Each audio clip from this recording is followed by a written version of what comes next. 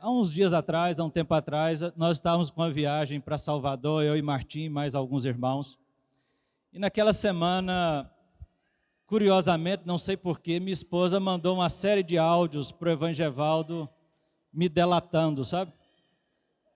Eu não sei exatamente porquê, mas havia umas reclamações já de algum tempo.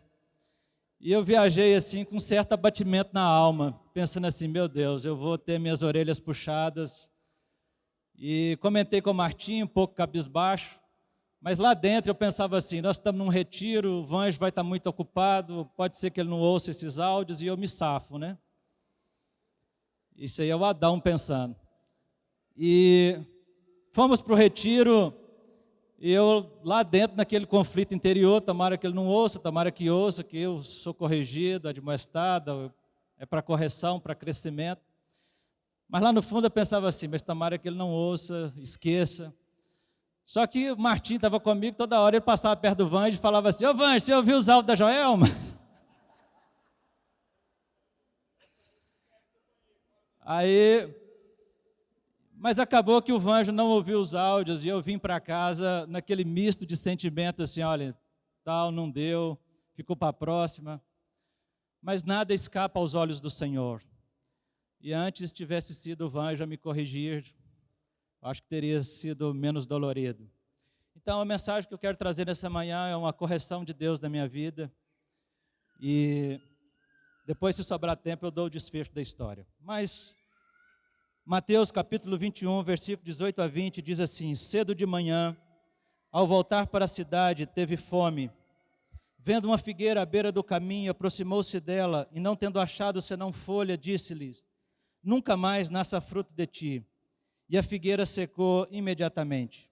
Vendo isto, os discípulos admiraram-se e exclamaram, como secou depressa a figueira. Irmãos, há dois milagres de Jesus que eu sempre considerei como milagres negativos. Foram bênçãos, mas em alguma medida, eles sempre traziam algum questionamento no meu coração. Um desses milagres é quando Jesus expulsa aqueles demônios do Gadareno e os demônios vão para os porcos. E a Bíblia fala que eram 2.000 porcos. E os porcos se precipitaram no mar e morreram. Apesar do porco não ser aquele animalzinho bonitinho de estimação, eu ficava sempre com dó dos porqueiros e com dó dos porcos. Eu pensava assim, poxa, 2.000 porcos, dá para alimentar muita gente. Podia ter mandado esses demônios de volta para o inferno. Eu sempre lia esse texto e ficava com esse questionamento no meu coração, pensando assim, poxa vida, que dó dos porquinhos, que dó dos porqueiros.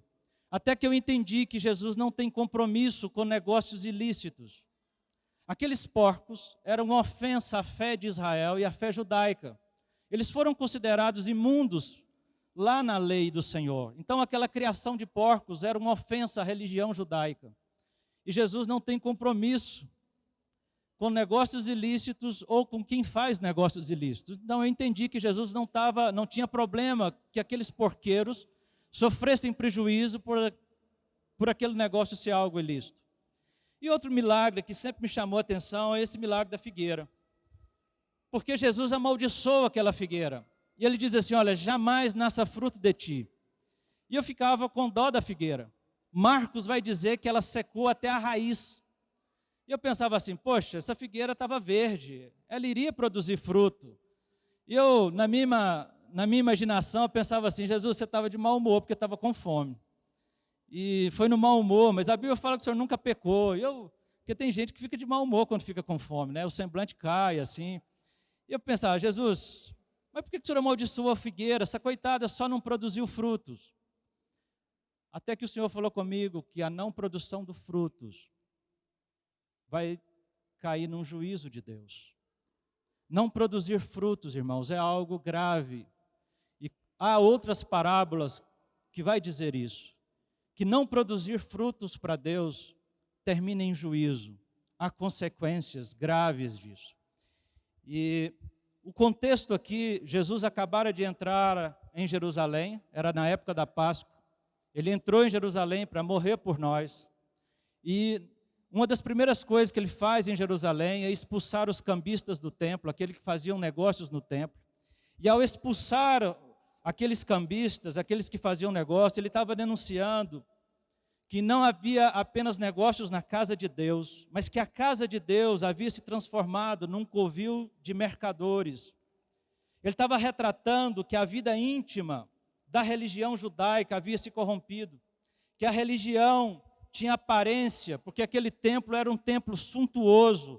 A Bíblia fala que os discípulos, certa feita, estavam andando ali com Jesus, e eles estavam apresentando aquelas construções que estavam em reforma, e debaixo de uma certa admiração, e até que Jesus vai dizer que não ficaria pedra sobre pedra, mas o que Jesus estava denunciando era que a religião, ela tinha forma, ela tinha beleza, mas não tinha piedade, que não havia relacionamento com Deus. E ao anoitecer, a Bíblia fala que Jesus volta para Betânia, que ficava a 9 quilômetros dali, e no dia seguinte, possivelmente na segunda-feira, ele está indo de manhã de volta para Jerusalém, e ele vê essa figueira. E ele e os discípulos, lá em Marcos, fala que havia muitas folhas, que era uma figueira bem viçosa. E Jesus vai então procurar figos naquela figueira, move seus galhos, vasculha, abre as suas folhas, mas não encontra frutos, somente folhas. E Jesus então amaldiçoa essa figueira e diz: nunca mais alguém coma fruto de ti. E a figueira secou até a raiz. Mais uma vez aqui, irmãos, Jesus está mostrando que não apenas a vida pessoal e íntima da nação de Israel, que a religião estava corrompida, mas que externamente também ela estava sem frutos, só tinha aparência. Há uma analogia sempre quando a gente lê as Escrituras de Israel sendo comparado à vinha ou à figueira.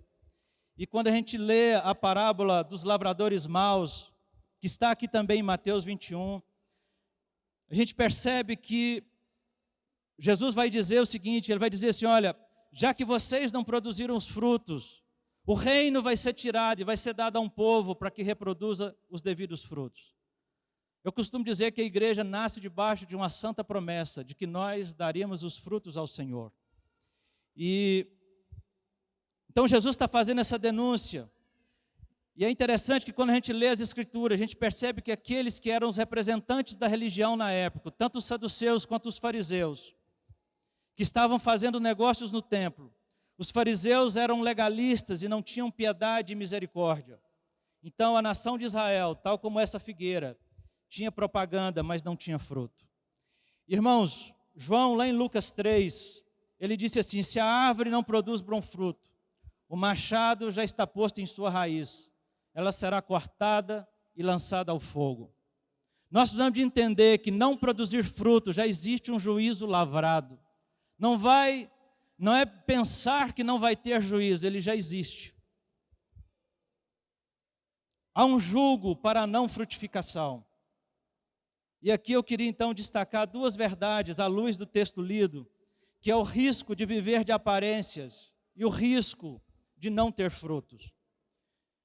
Irmãos, eu só fui entender que essa figueira era uma propaganda enganosa quando eu descobri que primeiro a figueira produz frutos, para depois produzir folhas.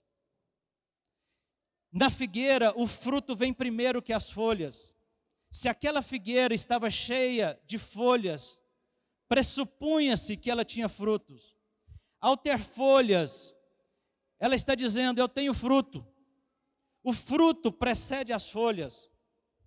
Ao ter folha e não ter fruto, ela está anunciando publicamente o que ela não tinha no íntimo. Ela está prometendo o que não possuía. Ela está dizendo com suas folhas: vem que tem fruto, mas não havia fruto. Ou seja, era uma propaganda enganosa, uma mentira.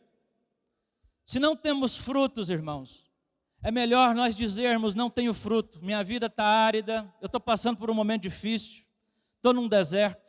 Normalmente, quando nós abrimos o coração e nos damos a conhecer quem nós somos, e que de fato estamos às vezes passando por um momento difícil, seja de provação, seja de sequidão, os irmãos nos ajudam, nos suportam, servem de suportes para nós, nos amparam, oram conosco, nos abençoa, nos anima, nos estimula. Mas não podemos viver de aparência, viver aparentando algo que não somos. Não podemos criar no coração dos irmãos uma falsa expectativa a nosso respeito. Ninguém deve pensar de nós aquilo que nós não somos no íntimo. Essa figueira, ela é viçosa, ela chama a atenção. Ela é vista de longe por sua exuberância, ela atrai pessoas. Mas quando Jesus chega e abre seus galhos, olha por dentro, ela não tem frutos. Isso aqui é um retrato do farisaísmo. Bonito por fora, sujo por dentro. É como se fosse um sepulcro caiado. É uma espiritualidade bonita aos olhos humanos, mas é uma hipocrisia no íntimo. São aqueles que muitas vezes querem os holofotes, que gostam de orar em pé, para serem vistos dos homens. Tem sempre a última palavra.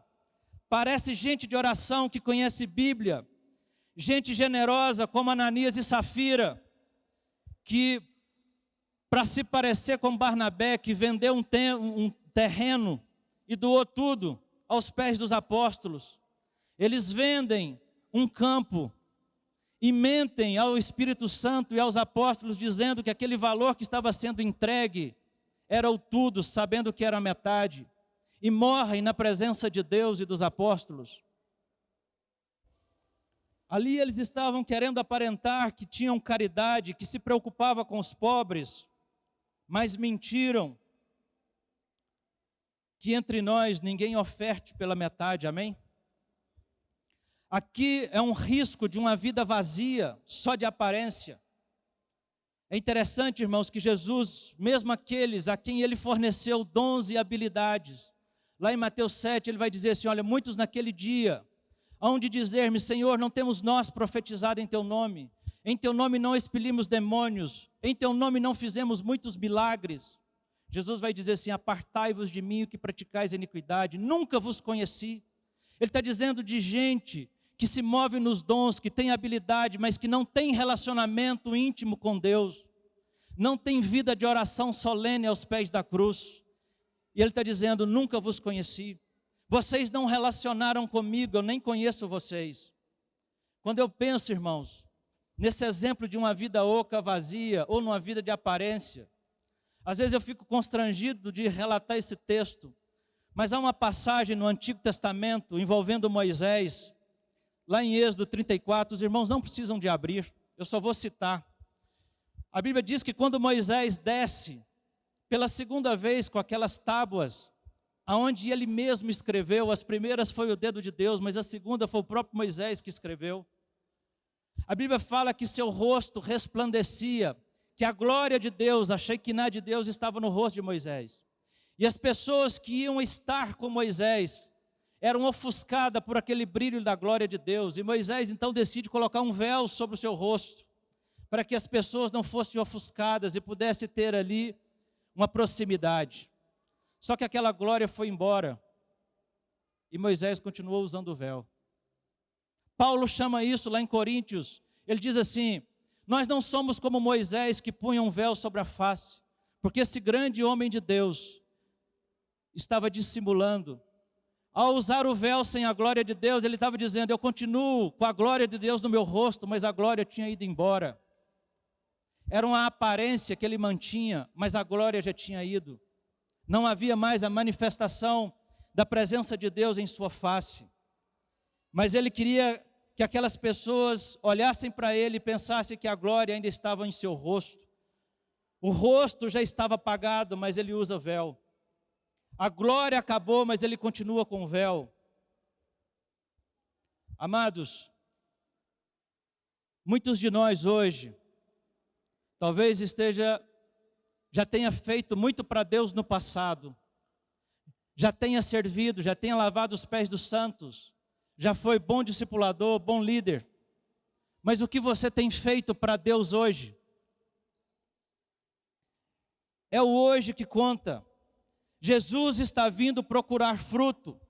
Ao vasculhar a sua mente, seu coração, suas ações nessa semana, qual fruto ele encontrará? Há frutos que glorificam a Deus. O que ele vai achar? É interessante que o primeiro Adão, depois do pecado, ele procura folhas. Mas Jesus não se equivoca e ele vem procurar frutos. O fruto é uma evidência de que a sua fé é verdadeira, que a sua conversão é verdadeira. O que evidencia esta transformação na sua vida são os frutos. E aqui então, eu queria falar sobre 2 frutos, que é a multiplicação da vida de Cristo e os frutos do Espírito em nós. Abram comigo em João 15, versículos de 1 a 8. Eu sou a videira verdadeira e meu pai é o agricultor. Todo ramo que estando em mim não der fruto, ele o corta. Essa expressão cortar aqui é levantar. Sempre quando eu leio esse texto, eu penso que o ramo não está produzindo fruto porque ele está na lama. Fala de alguém que caiu, possivelmente de alguém que está em pecado. E a palavra aqui levanta é para tirar da lama. Eu sempre penso que a disciplina na casa de Deus é um processo de restauração e não um castigo. A disciplina é para produzir frutos pacíficos de justiça. Num primeiro momento ela não parece boa, mas ao final ela vai produzir frutos para Deus. Então se você não está produzindo fruto, Deus levanta para que produza mais fruto. Continuando. E todo que dá fruto ele limpa. Então está falando aqui de alguém que já está produzindo fruto, mas que será limpo. Irmãos, a limpeza aqui é a poda. Uma linguagem bem do interior. Podar uma planta para que produza mais fruto é fazer a limpeza daqueles galhos que estão ali, daquelas muitas folhas que estão ali só roubando a seiva, mas que não vai produzir fruto. Então aqui, fazer essa poda é tirar a sujeira, é tirar o que é desnecessário. Às vezes a videira está folhuda demais, tem que arrancar as folhas e até alguns galhos, para que entre a luz, para que tenha espaço para produzir fruto. Estes excessos, muitas vezes está gastando a energia da seiva, de forma em vão, não vai produzir frutos. Então o Pai limpa para produzir mais. Deus quer tirar o peso, aquilo que nos distrai, que tira o foco. Às vezes são os maus hábitos, as negligências. São coisas que impedem o nosso desempenho, que nos impede de frutificar. A poda é para melhorar a videira, não é para matar. Então se Deus está com a tesoura na mão, para podar aí alguns galhos na sua vida, não esperneia não. Permita que Deus faça uma limpeza, para que você possa produzir mais fruto ainda. Então o texto diz, todo que dá fruto ele limpa, para que produza mais fruto ainda. Vós já estáis limpos pela palavra que vos tenho falado, permanecei em mim, e eu permanecerei em vós.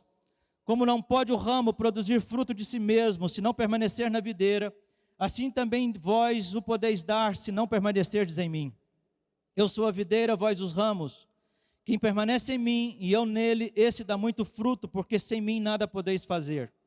Se alguém não permanecer em mim, será lançado fora, a semelhança do ramo, e secará. E o apanham, lançam no fogo e o queimam. Se permanecerdes em mim e as minhas palavras permanecerem em vós, pedireis o que quiserdes e vos será feito. Nisto é glorificado meu Pai, em que deis muito fruto, e assim vos tornareis meus discípulos. Irmãos, há um fruto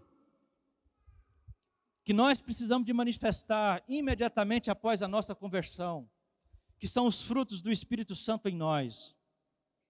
É o amor, a alegria, paz, longanimidade, benignidade, bondade, fidelidade, mansidão, domínio próprio. Esses frutos precisam começar a se manifestar imediatamente à conversão. Esses dias eu estava sentado com um casalzinho, e a esposa disse assim, olha, meu marido tem 5 anos de convertido, mas ele não mudou em nada. A primeira coisa que eu pensei é assim, então ele não se converteu. Tamanha foi a leitura e a frustração daquele momento, porque eu pensei, nesses 5 anos, esses frutos do Espírito Santo já era para estar se manifestando em abundância sobre a vida deles. Isso é uma questão até de testemunho. Há de se ter frutos do Espírito manifestado na nossa vida, no ambiente onde nós trabalhamos, na faculdade onde você estuda. A nossa vida deve expressar essa vida interior, essa nova natureza que nós recebemos. Junto com isso, irmãos, com esses frutos, há virtudes na nossa vida que precisam ser manifestas, como humildade, tolerância, perseverança, compaixão, serviço, hospitalidade, generosidade, piedade, conhecimento, lealdade, coragem, integridade, fortaleza, contentamento, obediência, prudência, bom senso. Quem é filho de Cristo, quem é filho de Deus, manifesta estas virtudes e manifesta os dons. Isso precisa crescer em nós. Nós temos o Espírito Santo, recebemos do Senhor todas as coisas, todo o poder para nos conduzir a uma vida de piedade. É isso que 1 Pedro vai manifestar. Nós precisamos manifestar esses frutos do Espírito, essas virtudes, precisam estar na nossa vida. É uma questão de que isso precisa ser visto, inclusive, não apenas pelos de casa, mas também pelos de fora. E precisamos, irmãos, também frutificar, multiplicar a vida de Cristo. O discípulo faz discípulo. A ordem de Mateus 28, 18 a 20, não pode ser uma opção no nosso coração. Nós precisamos pregar o Evangelho em todas as oportunidades. Um discípulo de Jesus vai fazer discípulo. Eu não posso apenas me dar ao luxo de ser um discípulo e não ter no meu coração um desejo de não cuidar de vida.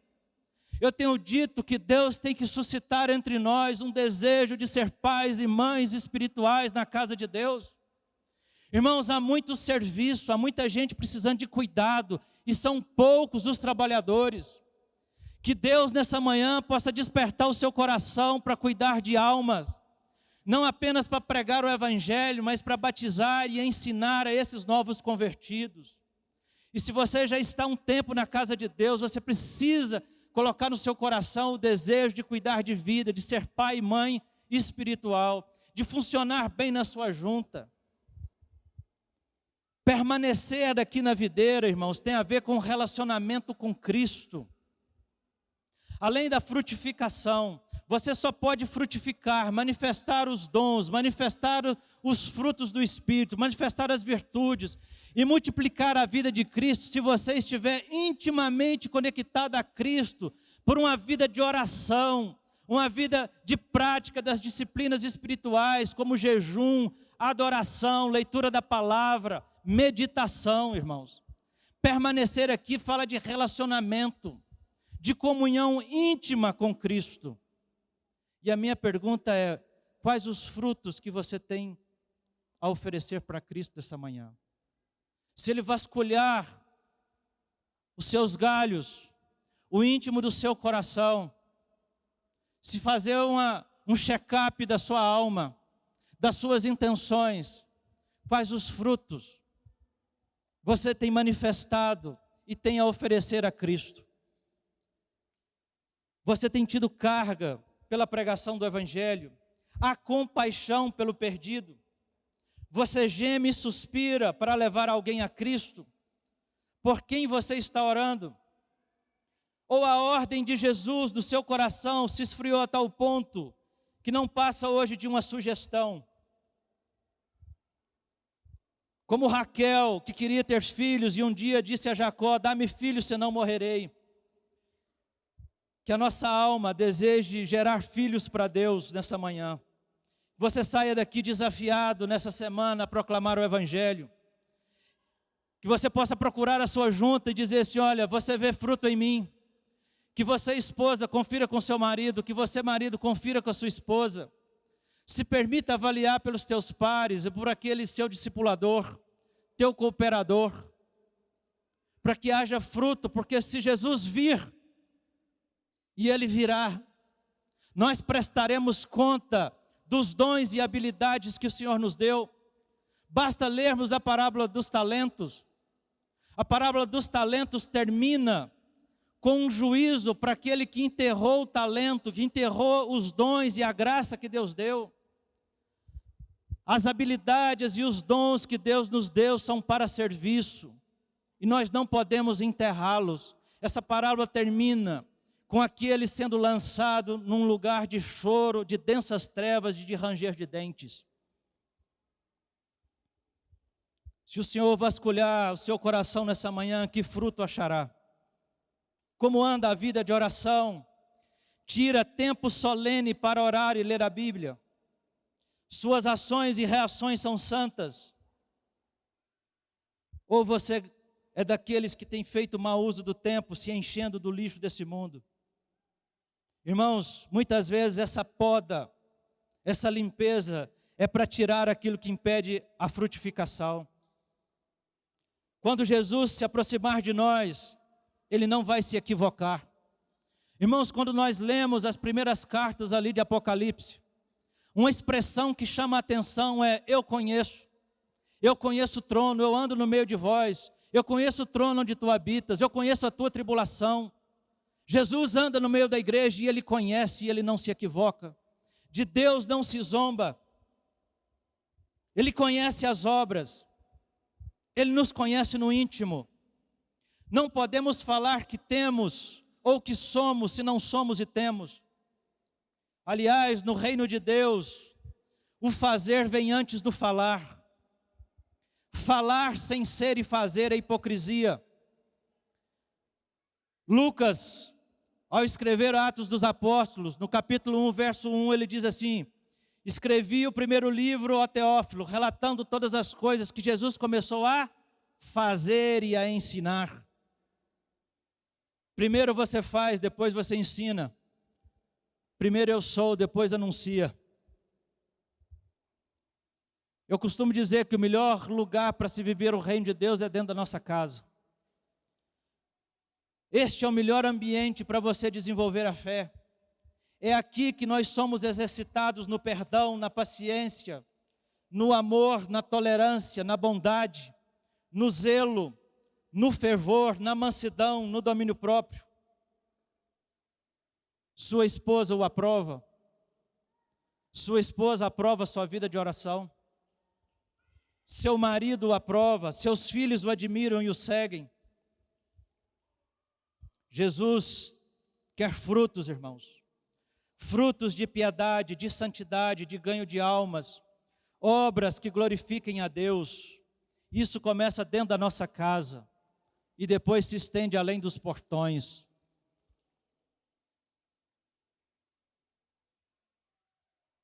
Se Jesus for vasculhar agora, o que achará?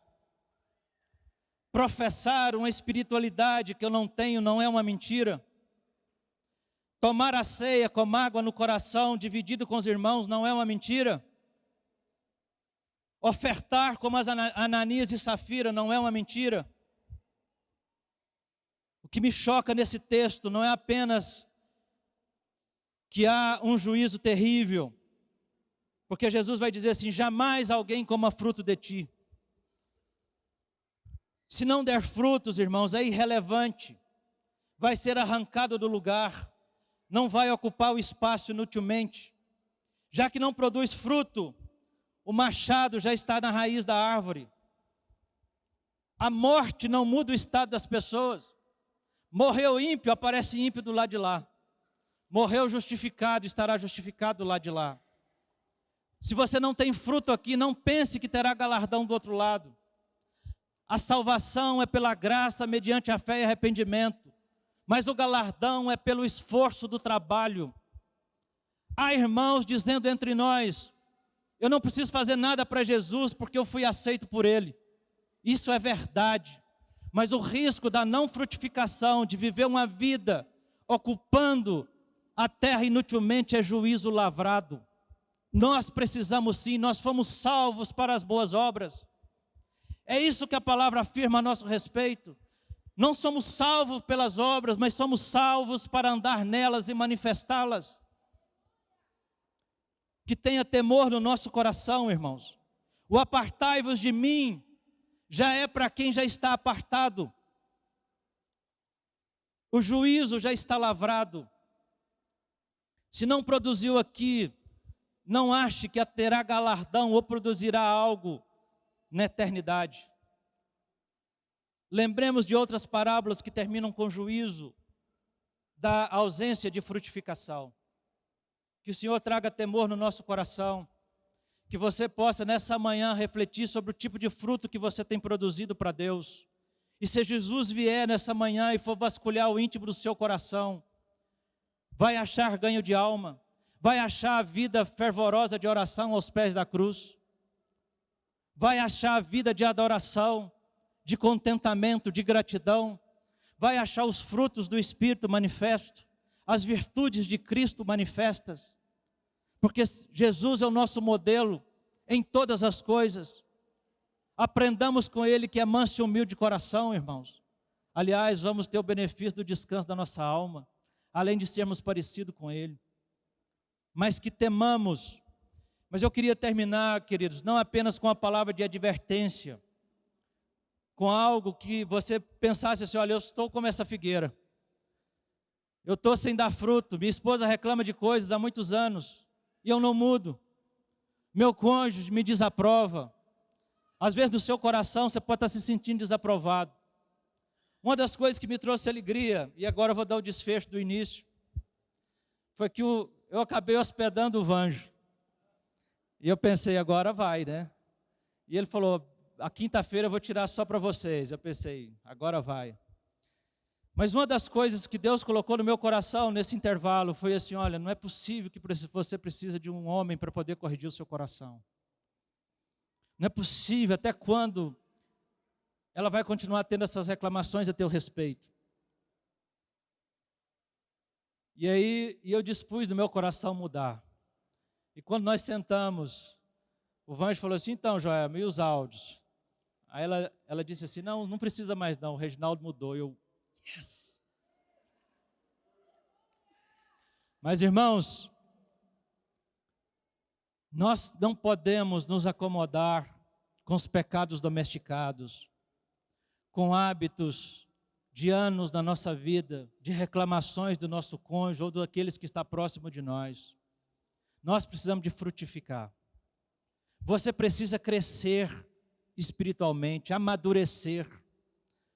Quem amadurece produz fruto. Precisa ter frutos, irmãos. Tanto da vida do Espírito Santo em nós, que é a manifestação daqueles frutos que estão lá em Gálatas, dessas virtudes que eu citei nessa manhã, mas da multiplicação da vida de Cristo. A outra parábola da figueira de Lucas 13. Mas agora é para produzir fé no seu coração, para que você não vá para casa aterrorizado, mas vá esperançoso de retomar a sua intimidade com Deus e de produzir frutos para Deus, de olhar para Jesus e ser desafiado pela vida de Cristo, pelo caráter de Cristo e ser parecido com Ele. Lucas 13, versículos de 6 a 9, diz assim, então Jesus proferiu a seguinte parábola, certo homem tinha uma figueira plantada na sua vinha e vindo procurar fruto nela não achou. Pelo que disse ao viticultor, há 3 anos venho procurar fruto nessa figueira e não acho. Podes cortá-la para que ela ainda ocupando inutilmente a terra? Para que está ela ainda ocupando inutilmente a terra? Ele, porém, respondeu, Senhor, deixa ainda este ano, até que eu escave ao redor dela e lhe ponha estrume. Se vier dar fruto, bem-estar, se não, mandarás cortá-la. Irmãos, rapidamente, só para a gente poder entender bem esse texto. Quem que é o dono da vinha? É Deus. Quem que é o vinhateiro? Alguns atribuem a pessoa do Espírito Santo. Eu prefiro pensar que é Cristo Jesus. Então, Deus é o dono da vinha, Jesus é o vinhateiro, é esse que cuida, que nos deu a sua graça. Quem que é a figueira? Figueira somos nós. O que é o fruto que Jesus vem buscar? É a nova vida piedosa e cheia de temor. Essa vida piedosa vai expressar os frutos. O que é o mandar cortar? Aliás, o que são os 3 anos? Os 3 anos, para mim, é apenas uma forma de mostrar que Deus nos dá e que nos deu muitas chances de frutificar. É a tolerância, é as chances, as oportunidades que muitas vezes nós desperdiçamos. São oportunidades de serviço, são oportunidades de manifestar os frutos. O que é o mandar cortar? Nessa parábola, o mandar cortar é o julgamento de Deus, é o juízo. Deixa ainda esse ano, é a graça, é a paciência, é a misericórdia de Deus nos dando mais um pouco de tempo, é a misericórdia estendida. O que é o escavar ao redor? É tirar tudo que atrapalha. Normalmente a gente tira, limpa tudo aquilo que atrapalha e coloca adubo. E aqui, enquanto eu bebo a minha água, eu queria que você anotasse, você que está com o seu caderninho na mão, as primeiras coisas que lhe vieram à mente que você precisa tirar da sua vida, que esteja atrapalhando a sua frutificação. Escavar ao redor é tirar tudo que atrapalha. O que está impedindo você de frutificar?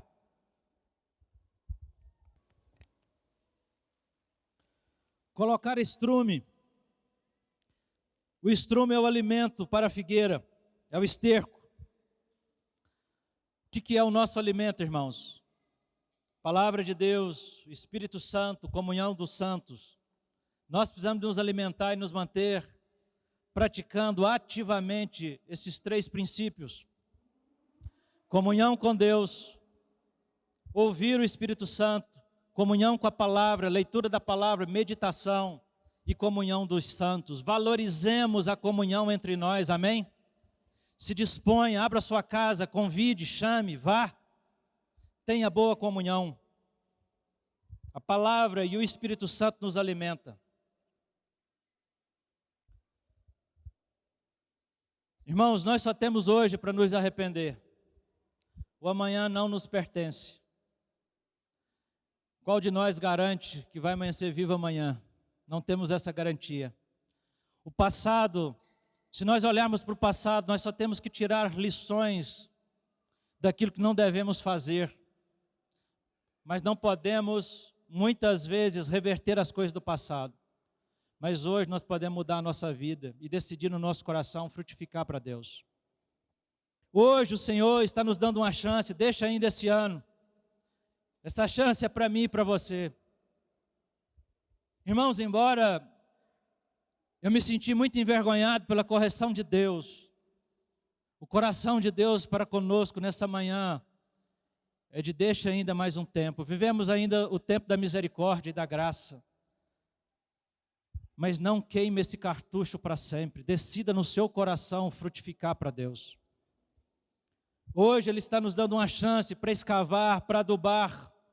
Ele nos dá mais um tempo para que quando Ele vier, Ele encontre fruto que o alimente, que o glorifique, que o honre.